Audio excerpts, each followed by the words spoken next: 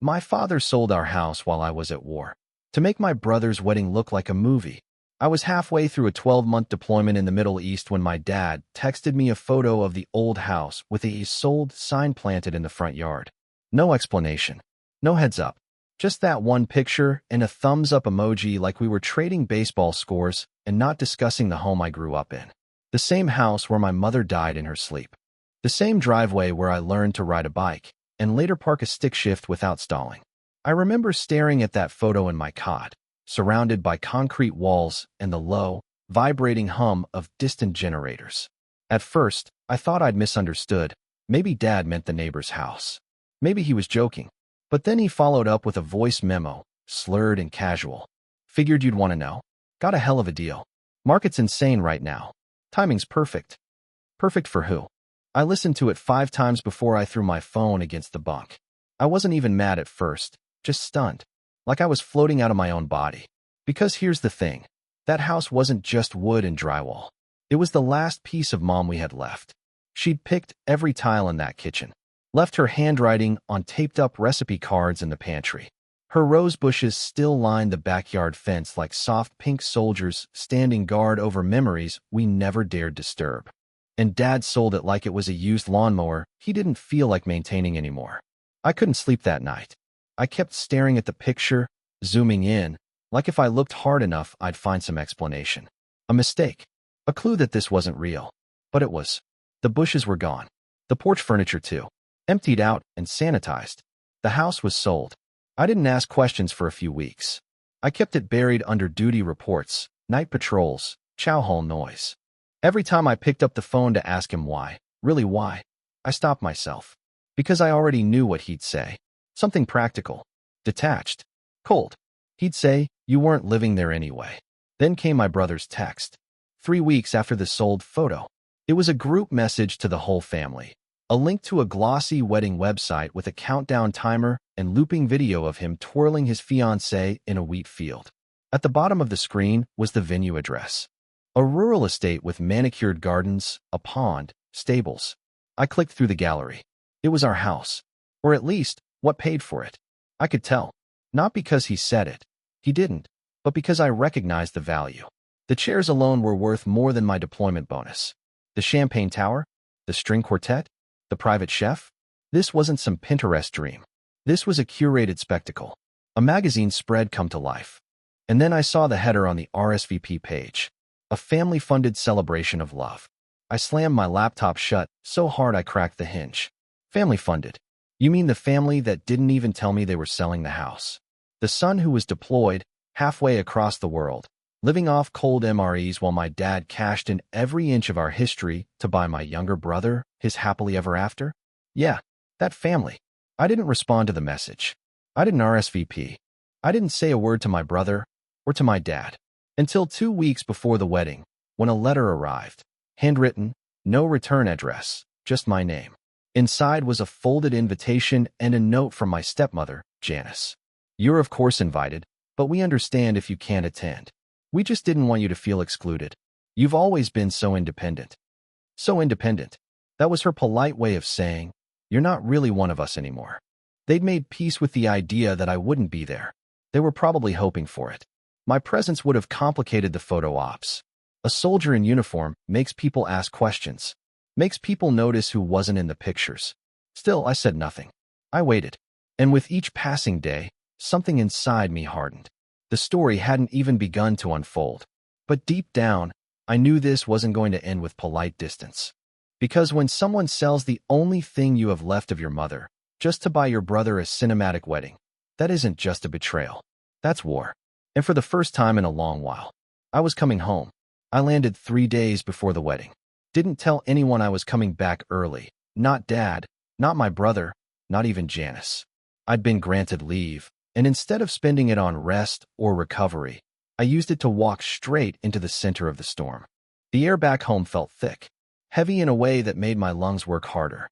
Maybe it was just the silence, the absence of rotor blades and warning sirens. Or maybe it was knowing what was waiting for me on the other side of town. I didn't go straight to Dad's. I needed to see the house. Well, what used to be our house. I parked a few blocks away and walked the last stretch. My boots hit the pavement like I was marching into battle.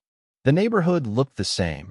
Mailboxes leaning, kids on bikes, someone mowing their lawn at 6 p.m. Sharp like they were paid by the blade. Then I turned the corner, and there it was. Our home. Scrubbed clean. Sterilized. The new owners had painted the shutters a bright shade of blue and ripped out Mom's rose bushes. In their place were smooth gravel beds and neatly clipped hedges. Modern. Detached. Soulless. There was a Jeep in the driveway, a toddler's plastic slide in the yard, and a welcome sign hanging crookedly from the porch beam. I stood on the sidewalk for a long time, just breathing. Then I crossed the street and sat on the curb, elbows on my knees, and let myself feel it. The weight of what had been taken, not the walls or the roof, but the permission to remember, the dignity of being consulted. When I finally stood up, I noticed something in the corner of the yard. A single brick, half buried in the dirt. Red, chipped, barely visible beneath the gravel. I knelt down and brushed the dirt off. My initials, J.W. I had carved them there with Mom when I was 9. She told me it would make the house remember me, even when I was old. Apparently, not even gravel could bury that deep enough. I left the brick where it was. Let the new owners wonder. The next day, I showed up at my dad's. Janice answered the door.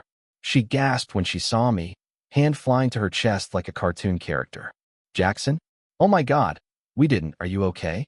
You're home early? I just nodded. She ushered me in, rambling about snacks and flights and how thin I looked. Then Dad appeared in the hallway, still holding a glass of bourbon at 11 a.m.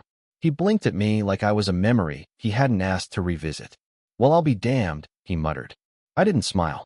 Come to give your brother a surprise? He asked, raising an eyebrow. I kept my voice steady. Not really. Janice stepped in quickly. You are coming to the wedding, right? I mean, it's going to be stunning. You should see the venue. I have, I said. She paused. Dad's face stiffened. I turned to him. You sold the house without even telling me. His jaw tightened. You were overseas. I didn't think. No, you didn't. I cut in. Silence stretched between us like a wire pulled too tight. He finally shrugged. It was just a house, Jackson. You make it sound like I burned down a church. That sentence, that casual dismissal, it made something inside me go still. Just a house. I took a slow breath. You used Mom's equity to fund a goddamn wedding. He looked away. Janice opened her mouth, but I held up a hand. Don't. My father downed the rest of his bourbon in one swallow, then said, your brother wanted a fresh start. Something magical.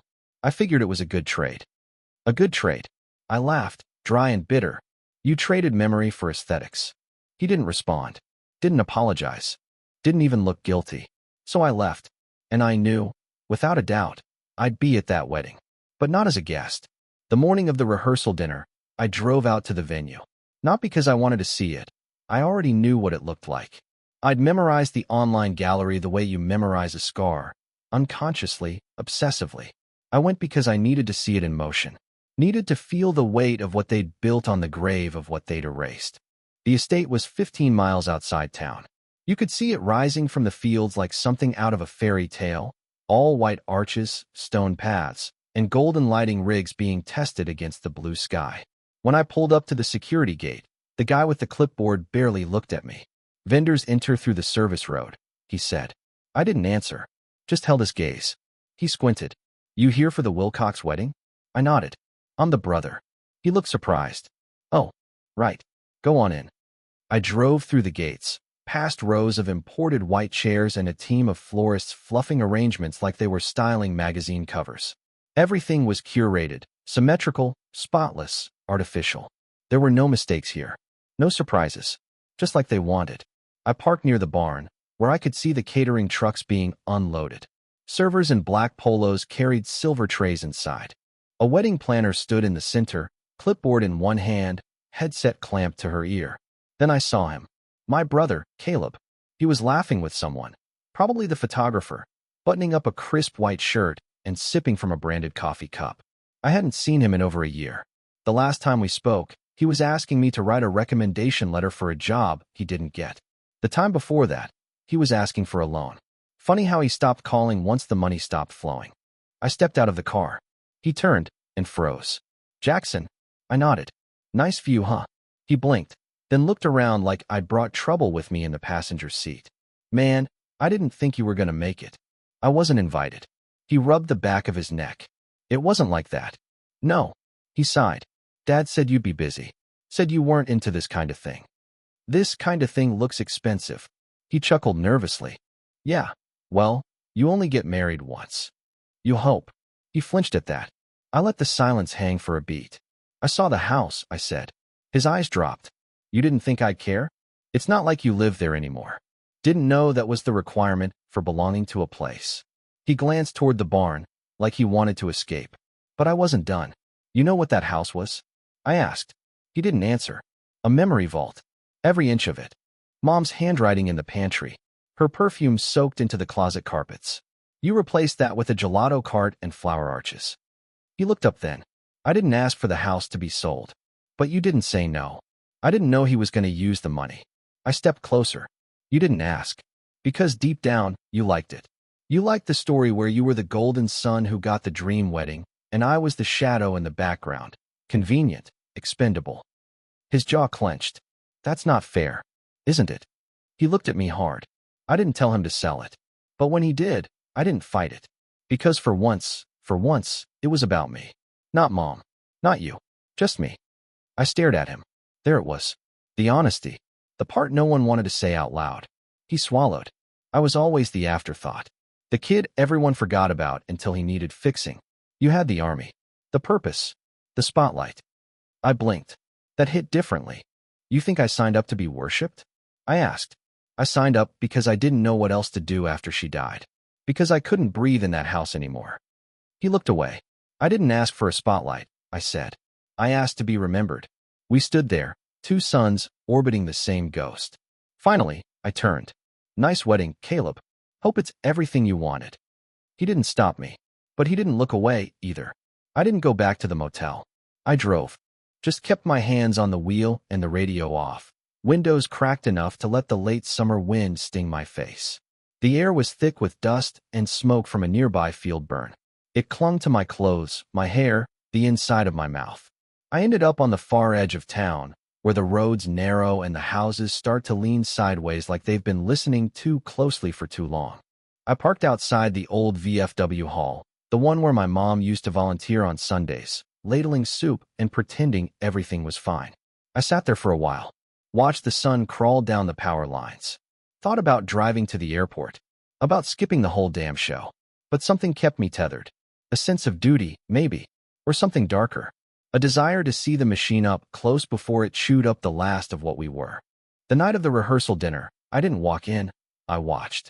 Stood under the willow tree near the parking lot, half in shadow, as guests rolled up in rented cars and glittering dresses. I saw Dad, hair slicked back, wearing the same blazer he wore to Mom's funeral. Janice clung to his arm like a handbag, her laugh sharp and practiced. Then came Caleb. He looked different under the patio lights. Softer, almost, like a magazine version of himself. Beside him was his fiancée, Clara, tall, polished, the kind of woman who says things like aesthetic and means it. She glanced around the crowd like she was scanning for imperfections. Her hand never left Caleb's arm. I wondered if she even knew where the money came from. If he'd told her. Or if she just thought his dad was some benevolent old king with a checkbook and a tan. I was about to leave when I saw something that stopped me. A slideshow, projected against a white brick wall. Photos of Caleb and Clara, vacations, childhood pictures, awkward prom shots. But then the screen flashed to one I recognized. Our front porch. The old house. Mom sitting on the steps with both of us. I must have been 10. Caleb maybe 6. She had one arm around each of us and a lemonade in her hand. It hit like a sucker punch. Because they'd erased her from every conversation, every memory, but not this. They used her. Her smile. Her softness. To make the narrative feel whole. To give the story a heart they hadn't earned. I took a step forward before I caught myself. My fists clenched. I was 2 seconds from marching into that crowd and telling every guest exactly what it cost to put this fairy tale together. But I didn't. Because I remembered what Mom used to say. Truth always outlives spectacle. So I turned, walked back into the night, and made a plan. Not for revenge, but for something far more dangerous. The truth, spoken at just the right moment. The morning of the wedding, the sky was too perfect. Blue without a single cloud. The kind of day poets romanticize and photographers pray for. It was the kind of morning that dares you to be angry and dares you harder to disrupt something so picturesque. But I'd made my choice. I ironed my uniform the night before, laid every medal exactly where it belonged, polished my boots until they reflected the ceiling light. Not because I wanted attention, but because I wanted them to see me clearly. Not the dropout, not the problem child, not the one who left, the man who remembered. I arrived late enough to miss the posed photos, early enough to stop the ceremony. The estate looked like a scene from a royal drama. Guests in linen suits and soft chiffon. Champagne flutes clinking under hanging vines. A string quartet playing something delicate as a hush settled over the garden. I saw Dad first, then Janice. Her smile froze mid-sip when she spotted me. She elbowed Dad so hard he nearly dropped his glass. And then Caleb. He was standing at the altar already, crisp tux, clenched jaw. He didn't see me yet, but Clara did. She turned from her waiting spot with the bridal party, eyes narrowing like she was trying to place me. Maybe she thought I was part of the venue staff. Maybe she thought I'd already left town. I walked straight down the center aisle. A ripple moved through the crowd like wind through wheat. Heads turned. Whispers flickered. Cameras paused. I stopped halfway and turned to face them. Before this ceremony begins, I said, voice steady, I need to say something. There was a collective intake of breath. A few guests shifted in their seats. The wedding planner nearly dropped her clipboard. Dad stepped forward. Jackson, this isn't the time. It's the only time, I said, locking eyes with him. I turned back to the guests. My name is Jackson Wilcox. I'm Caleb's older brother. I've just returned from a 12-month deployment overseas. I wasn't invited today, but I came anyway. Because there are things you should know before you toast this family. Clara's face went pale. This estate, this wedding, this spectacle, it was paid for by selling our childhood home. The same house our mother died in. The same house my father sold behind my back while I was serving this country. Gasps. A few people looked toward Dad. He folded his arms and looked down. They didn't tell me. I continued. Didn't ask. Didn't even wait until I got home. And when I found out, I was told it was just a house. I looked at Caleb. His mouth opened, but no words came out. They used Mom's memory in their slideshow last night, I said. Projected her image like she was some blessing on this union, when they gutted her legacy to make it happen. I could feel my heart pounding in my ears, but I wasn't trembling. Not anymore. I'm not here to ruin a wedding, I said, softer now. I'm here to remind you that family isn't built on deception. It isn't curated. It's messy. It's painful. It's real. Silence. Then someone clapped. One of Mom's old friends. I recognized her from church. Then another. And then a strange, confused murmur of applause. Uneasy. Awkward. But it was there. I nodded once. Then turned. And walked away. Not fast. Not furious. Just done. Behind me, the quartet fumbled to restart. The wedding planner scrambled to recover the moment. But I knew, deep down, no one there would forget what I said. Because sometimes, the truth is the only gift worth bringing. I didn't wait around to see if the wedding actually went through. I drove until the estate disappeared behind the hills. Until the rows of grapevines and curated gardens turned back into cracked pavement and pickup trucks. The more distance I put between me and that ceremony, the more I felt like I could breathe again. But peace doesn't come quickly. Not when you've lit a match and walked away from the fire. When I got back to the motel, my phone was a war zone. Voicemails from Dad, texts from Janice. One from Caleb that just said, "You ruined everything." No one asked if I was okay. Not that I expected them to. They were too busy dealing with the embarrassment, the disruption, the inconvenience of being held accountable. I let the phone ring, turned the volume down, and let the world scream into voicemail purgatory. The next morning, I packed my bag and checked out. The front desk clerk gave me a look like she'd seen the news, or maybe just heard whispers. Small towns are loud, even when they're quiet. As I stepped into the parking lot, I saw someone leaning against my car. It was Clara, still in makeup, but the wedding glow was gone. Her dress replaced with jeans and a hoodie. The heels traded for old sneakers. She looked like someone who hadn't slept, or someone who'd finally woken up. "I figured you'd leave early," she said. I set my bag down. "Figured Caleb would have banned you from talking to me." She shrugged. "He doesn't know I'm here." We stood there a moment, the morning air hanging thick with things we weren't ready to say. You're not wrong, you know, she said. I usually wish I was, I replied. Clara laughed, but there was no joy in it. Just exhaustion. I didn't know where the money came from. Not exactly. I thought his dad just helped. His dad sold a house with 20 years of ghosts in the walls. She looked away. He told me last night, after you left, said you made a scene, that you were always dramatic. Dramatic, I repeated. She turned back. I saw the slideshow, Jackson. That picture on the steps? You were clinging to your mom like she was the only thing holding you to earth. I didn't respond. I didn't need to. I'm calling off the wedding, she said. I blinked. What? I already did, technically. This morning. Caleb's still asleep. Or pretending to be. I stepped closer. Why? Clara smiled, sad and tired. Because I saw the truth. And once you see it, you can't unsee it. Your family's built on silence. Swept up grief. Shiny distractions. I don't want that. We stood there, quiet again. I'm sorry you had to be the one to say it, she added. I've always been the one, I said. She nodded. Then she handed me something. A folded photo from the slideshow. The one of Mom, me, and Caleb on the porch. I didn't ask how she got it. I just held it. Keep it, she said. She looked happiest with you. Then Clara walked away. And for the first time since coming home, I let myself cry. Not for what was lost, but for what I finally reclaimed. The fallout came fast. I hadn't been back in my apartment more than a day when the emails started. Then the phone calls. Then the threats. Dad left a message that started calm and ended with him shouting into the receiver like I was still a teenager who forgot curfew. You embarrassed this family, he spat. You think you're some kind of hero, but all you are is a bitter little boy who can't let go. He didn't mention the house. Not once. Not Mom. Just the spectacle. The reputation. Then came the email from Janice. 2 paragraphs of veiled condescension wrapped in pastel language. We hope one day you can learn to process your grief without harming others. Right. But the real gut punch came from Caleb. It was a screenshot, a social post he put up the night after Clara left. A close-up of his hand with the engagement ring dropped in his palm. Captioned, some people think truth sets you free, but some truths just burn everything down. It had 1,000 likes and even more comments. Sympathy from old friends, co-workers, strangers who'd only ever seen the curated version of him. People love a victim when the villain has a uniform and a jawline. I didn't respond. Not to any of it. But it sat with me. That ache. Not because I regretted what I did. I didn't.